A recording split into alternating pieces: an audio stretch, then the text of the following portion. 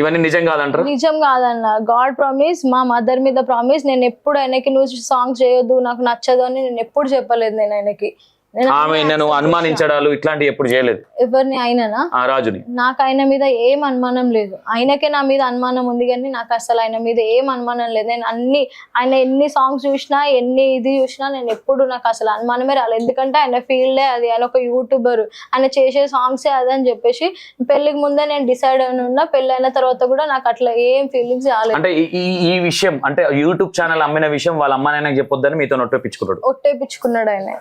Okay. అవును. మీరు చెప్పే ప్రయత్నం కూడా చేయలేదు? చెప్పే ప్రయత్నం కూడా నేను చేయలేదు. రీసెంట్ గా ఊరికి వెళ్ళినప్పుడు వాళ్ళు అడిగిరు నన్ను, ఆయన ముందే అడిగితే నేను చెప్పొద్దు అన్నాడు మామ, అందుకే యూట్యూబ్ అమ్ముకున్నారు మీరు నాకు చెప్పకుండా చేయకుండా అంటే, లేదు మామ ఆయన చెప్పొద్దు అన్న, మీద ఒట్టేపించుకున్నాడు.